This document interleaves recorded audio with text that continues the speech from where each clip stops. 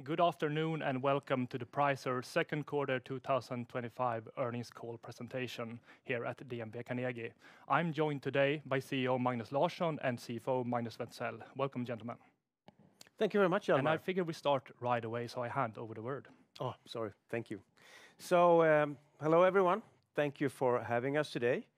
We are here to present the second quarter 2025. With me, as mentioned by Hjalmar, we have Claes.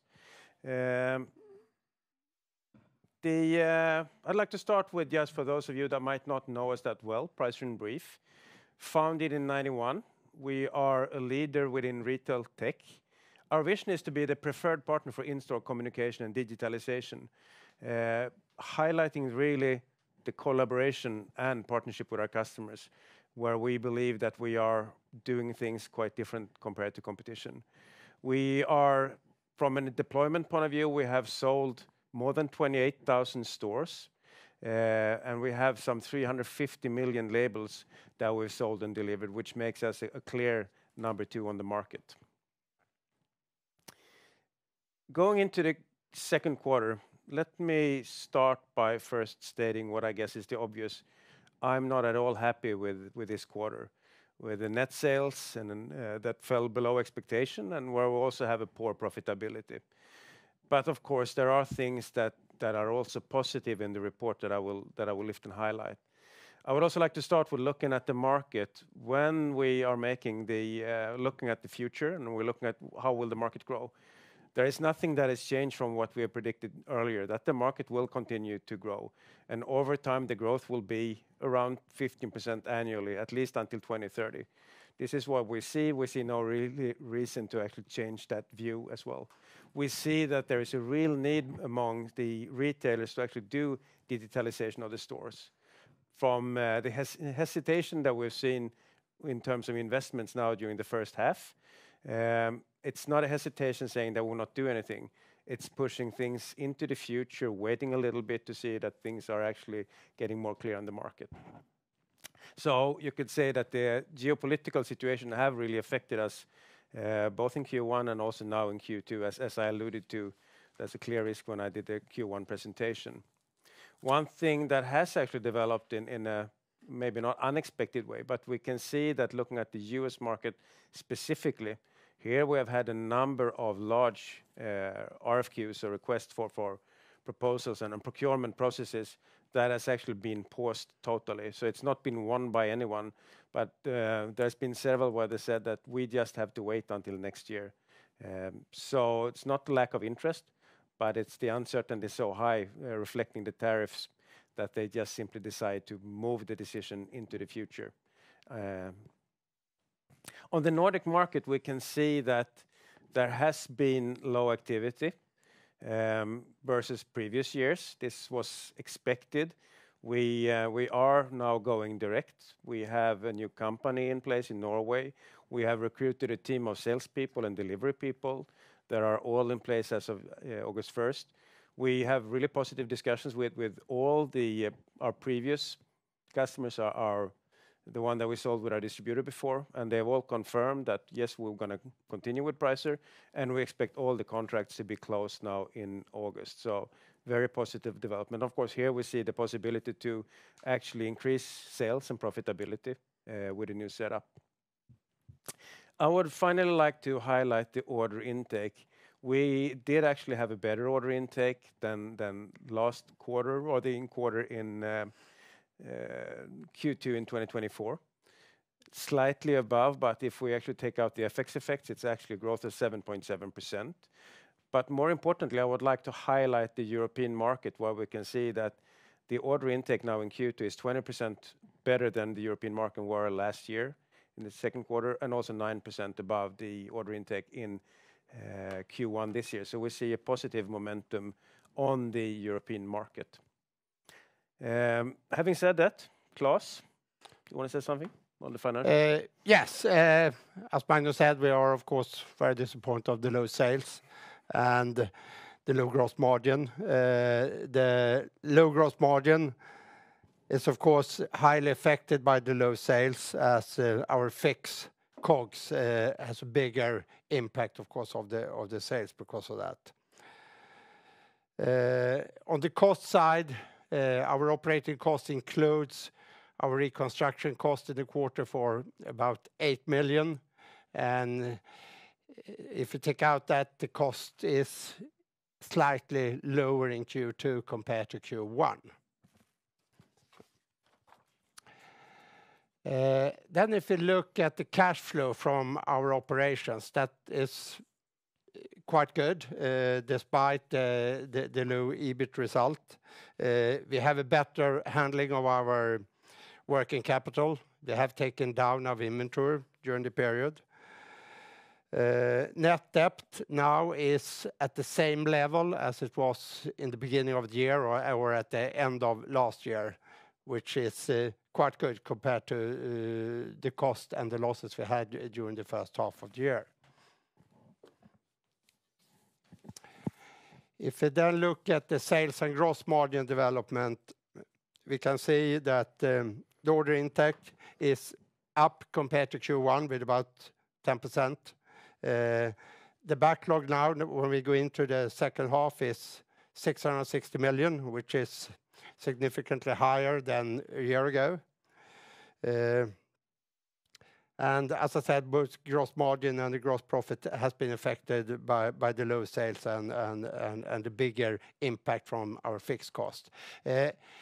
We have all our production cost in US dollars, and we have very little effect of that now in the first half, mainly because a lot of the inventory that has been sold during the period was inventory booked at a much higher dollar level when we get into this year. But this will have a positive effect during the rest of the year when we see an effect from the our lower production cost. And then this slide shows, as you can see, our operating result over 12 months, rolling 12 months. We are now at the same level, rolling 12 months, as we was after Q2 last year. Now we have 106, and last year at this time we have 102. And then, of course, the margins are affected. Yep. Thank you, Claes. So looking at the market, what are the key macro trends and what are the key insights? Well, in addition to the tariffs, of course, affecting the general sentiment of the market, we see that the market will grow. We see that digitalization of the store is highly strategic. It is something that we do discuss with a lot of our retailers. And in fact, we actually did discuss it with more customers now than we did before. We have a lot of new discussions, very much related to price revenue, but they all go to how can we improve the in-store experience, which is also here as point number 4. The operational cost, we do not really meet any retailers saying that we're happy with our fixed cost and our operational cost.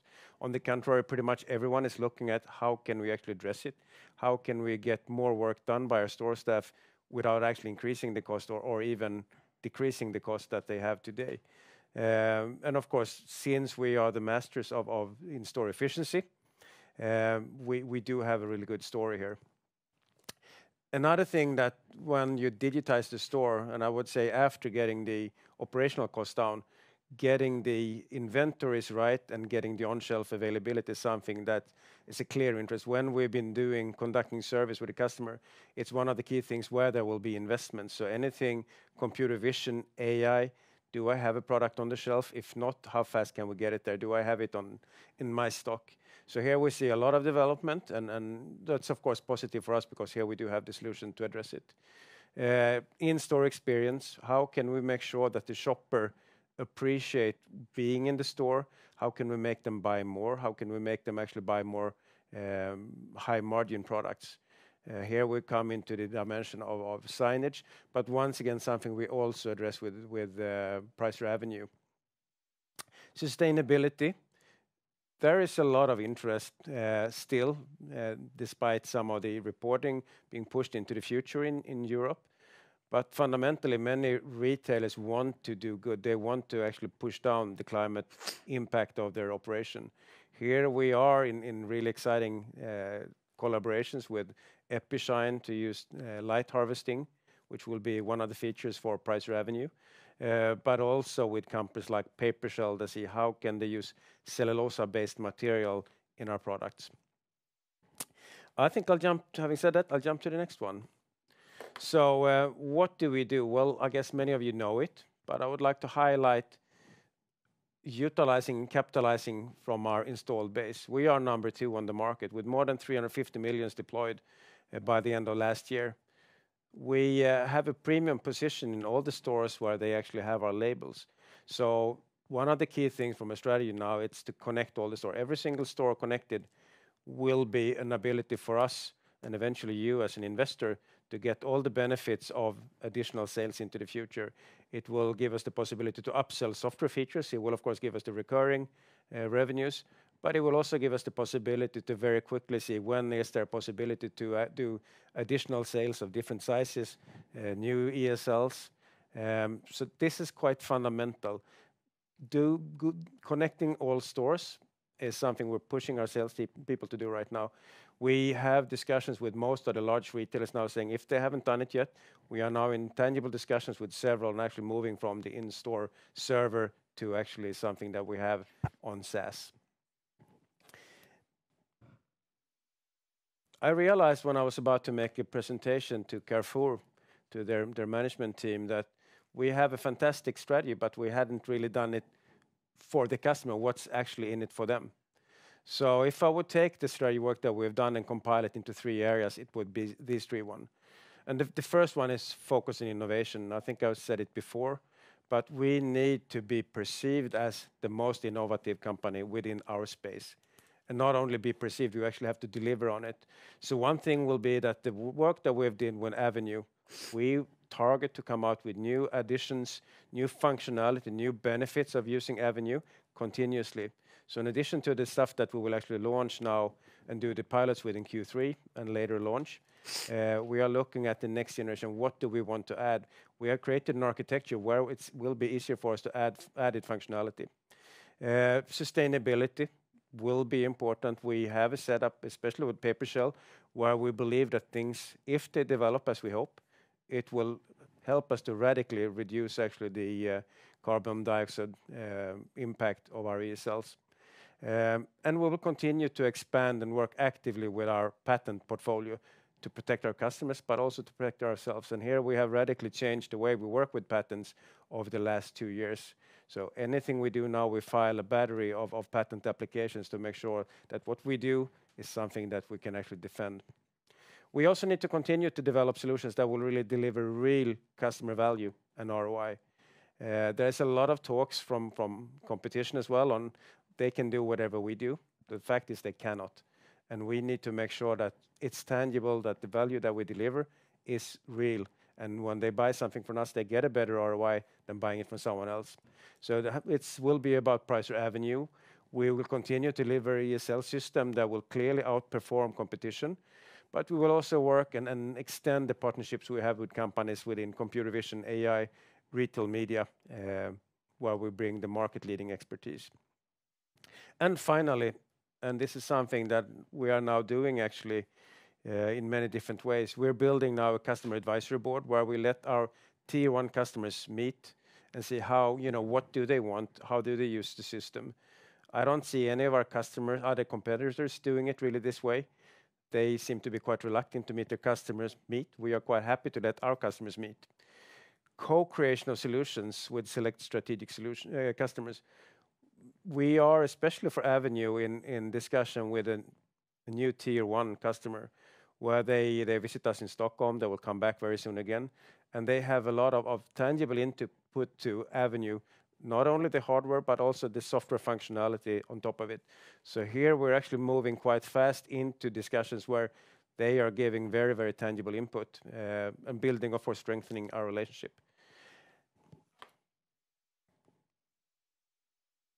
And now it's time for the summary before Q&A. As mentioned, this is a quarter that we're not happy with. We can see that sales and profitability has clearly been affected by the macro geopolitical situation. We have had a slight improvement on cash flow, and I'm happy because we've been actually emptying the overstock that we've had that Claes spoke about. I mentioned the American processes that we've seen several retailers pausing or actually stopping altogether the procurement processes that they've been in and we've been in. Not because they do not believe in what we do, but there's too much uncertainty on the US market right now. So they said that, okay, let's continue discussion next year. What I didn't highlight on the first slide that I sort of wanted to end on, maybe not a high, but a little bit more than a high, is that there's been some questions on ourselves in Carrefour, and I can just say that the out of the growth in sales and order intake on the European market, Carrefour was actually positively contributing. We put the budget in place in December. We got it approved by the board. We had a pretty positive view, but actually the sales, the order intake that we got out of Carrefour was much higher than we actually planned for. So from a Carrefour point of view, we had a really good order intake now in the first quarter. And this was only Carrefour France I'm talking about, so also from other Carrefour countries. So having said that, I guess it's time for Q&A. Thank you so much. And I figured we could start by touching back on the gross margin here a bit, because I mean, you went into the impact from those various factors, but could you just maybe touch back on those and maybe sort of like reflect on whether or not like volumes were the main driver of the gross margin pressure, and how much of the gross margin pressure year over year was actually from FX that we saw? Maybe if you could just split up those different factors and how they impacted the gross margin in the second quarter. No, exact that details I don't have, but one big impact is of course the depreciation related to the whole of the production. All our tools and so are in there, and they are fixed and depreciated over the year, regardless of how much we are selling. And we have also everything else regarding inventory, handling, rent, and things like that. So that of course has a big impact. And the other thing, as I said, that will have a positive effect during the rest of the year is that we will have an effect from the lower production costs related to the lower dollar. And looking at the sort of geographical mix, has there been any recent shifts in pricing points, maybe that you are experiencing towards your customers, maybe in the market? Is there like a general price pressure? Do you feel confident that you can maintain the pricing premium that you have? We can see that with this uncertainty in the market, there are less opportunities. And especially in Europe, we've seen that there's been a lot of attention and a lot of push to win these deals, and there are fewer deals. Of course, that will impact the sales price. Then it's up to us to defend our position, saying that when you actually buy a price solution, you will get much better value. You will get a higher ROI and a better total cost of ownership. So yes, we see it's tougher because there are less opportunities. Yeah. But I feel confident that from a margin point of view, the gross margin that you see now in this quarter, this is not from our point of view the starting point of you know, the new level of gross margin. We do expect, and I guess we can say that, Claes, a similar level of gross margin this year as we had last year. So we expect to defend our gross margin. Yeah, Right. yeah, absolutely. Thank you. You have previously spoken on your growth in relation to the market, maybe mostly for the previous year, but of course your own growth targets also align with the market growth. Could you elaborate a bit on how do you feel that you have developed so far this year? Are you losing market share, or are volumes down in a similar manner for the sort of wider market? And how do you feel that your position has developed maybe for this year and what we could expect for the full year 2025? Yeah, I feel that when I look at ourselves and I look at competition, and I know that it's harder for investors to actually get the figures from our Chinese and our Korean competitors, but when we're looking at their reports, we can see that they did not have any growth in Q1. They were also reporting, especially one of them, then extended or a very heavy hit on the profitability. We believe that the market share has been flattish. But when we look at what we do, if we look at our order intake, we see that we are growing from an order intake point of view on the European market. And that's something I don't really see from competition. So are we taking market share? Yes, possibly. We are not, at least not losing market share on the market when we look at the order intake, and most likely on the net sales as well. So we can see it's generally speaking, the market will probably be, last year I said that we believe that at least it didn't grow more than 5%. It might even be much lower. Yeah. It seems likely that it's been the same. It might have been negative growth for the market this first half. That's what I would imagine. Yeah, and you mentioned the order intake in Europe and also Carrefour. Is there reason for optimism here? This is, of course, a very important account for you. But what could we expect going ahead, and what do you currently feel? Is it reason for optimism on that end? Given our report, I would still be careful by being too optimistic and using strong words. We have a good relationship with Carrefour. We have more than 1,700 stores together with them. They are placing orders continuously, both for their own stores that they have, own and operate, but also for the franchisees. We have good dialogues with them, so we have a good customer relationship with Carrefour, and I expect that to continue. Yep. Okay, and looking at North America, you mentioned that you see the potential maybe for some additional customers outside of Sobeys in Canada. Could you elaborate a bit on this? Do you feel that there's a positive momentum going on here? We do, and this feels a bit odd because there's a fairly big difference between Canada and the US, where we see a strong interest in investing now this year. Whereas in the US market, we see that it's really quiet. When we now start to deploy the Sobeys stores, full 4-color stores, really nice, we see interest from other retailer chains, and some of them, like Metro Group, we have since before. But we see there is a renewed interest, and it's within many different formats where we're not active yet. And new categories we see from a pharmacy point of view, we start to see more interest from a do-it-yourself, but also within traditional grocery. So I believe that the Canadian market will be a good market for us, and possibly a growing one over the coming couple of years. Yeah, thank you. And on the Dan Sobeys deliveries, you mentioned some delays. Could you quantify this a little bit? Is the full deliveries pushed back, or is it just mainly some initial delays that we're experiencing? And what is the current sort of pace of installations of the Sobeys order? It's been a small initial delay. We don't see any pushback of orders. We don't see any major changes to the schedule. So we have developed a brand new ASIC that they are taking in use. It's fully encrypted. We're delivering as per plans now, so we expect to continue to deliver the Sobeys orders as we planned. All right, thank you. And looking into France and the restructuring measures, could you maybe elaborate a bit on the progress here and what could be expected maybe going ahead for the second half in terms of both, efforts, but also costs, I guess? Yeah. So from the cover, we didn't make any announcement on the French restructuring. That's because what we did here is that we want all the markets to really stand strong on their own, and I felt that and as an executive team, we felt that we were simply too many staff given the business that we've had in France and the local profitability. So it was clear, and I think also we did have some inefficiencies. So it's positions that we are letting go. They've actually all left, but we are not replacing. So I think that now we have the right size for basically delivering the business we see over the coming period of time. The money that we save is something that we've also planned to actually reinvest in other markets. So we haven't done it to actually be more profitable. We've done it to be able to actually release resources to grow where it makes a whole lot of sense.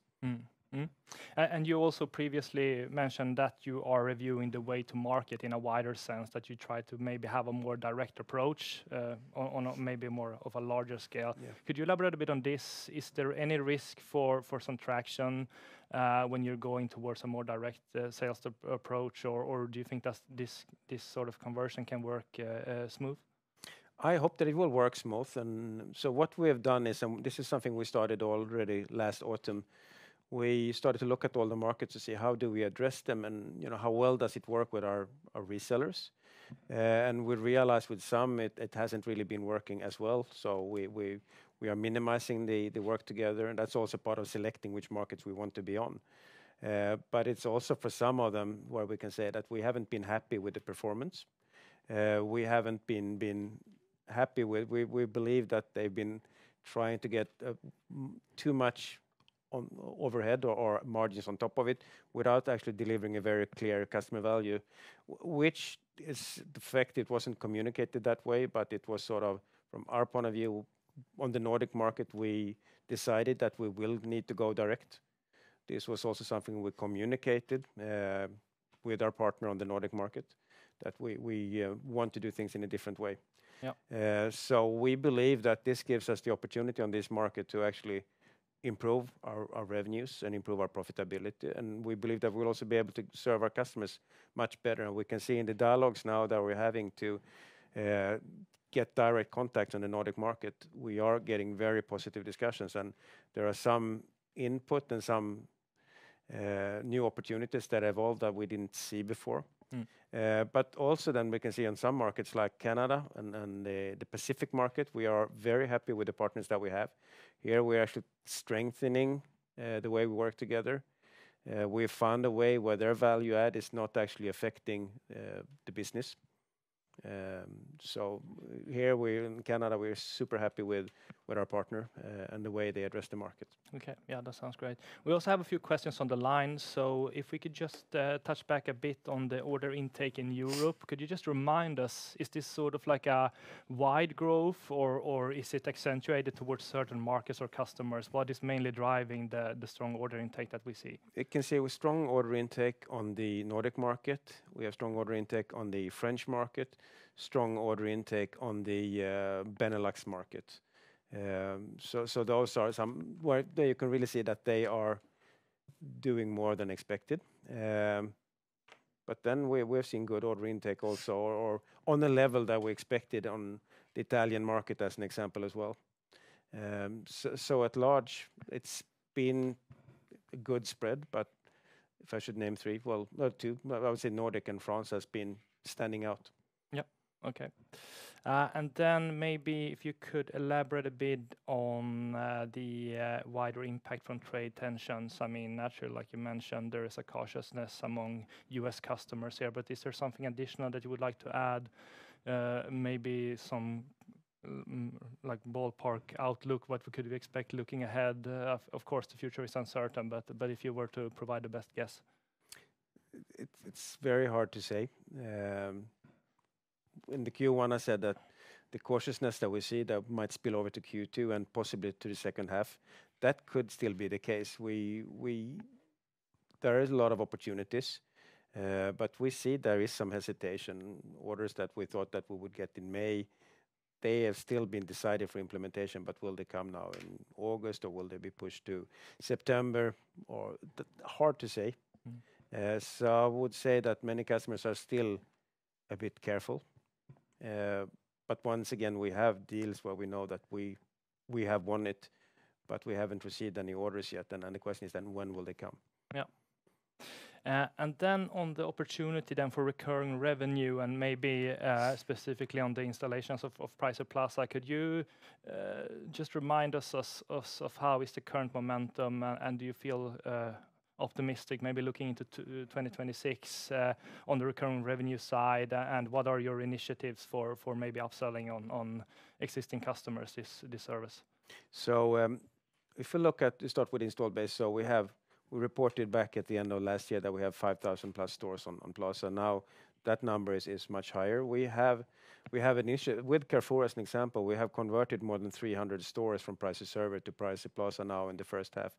We are in discussion with many of the large customers that we have that are historically on Pricer Server, but now we are planning for the migration. So that will be with a number of retail chains, both here in the Nordics, in Canada, Italy, France, and basically on most markets, but some will have, of course, bigger impact than others. We are constantly working now with Plaza and additional functionality on Plaza. When we work in partnerships, let's say on the computer vision and AI, we make sure that we have a deep integration where we can actually also charge for the integration. So it's not like just a giveaway. It's something where we can say that when we do this, we will add a price to actually do this integration. And then we're looking, driven by Plaza, we're looking a lot on our design tools where you actually do the design of the ESLs to do something that is market leading. And of course, this is something that we intend to sell as well. All right, thank you. I think that's all on my end, and there are no additional questions on the line, so I'll leave it to you for any concluding remarks. All right. So thanks for having us, Hjalmar, and thanks to everyone on the call for joining. As mentioned, we are not happy with the result, but of course we see there are some positives. The order intake growing in Europe, the fact that Carrefour is contributing positively to this order intake. And we look forward to come back to do the Q3 reporting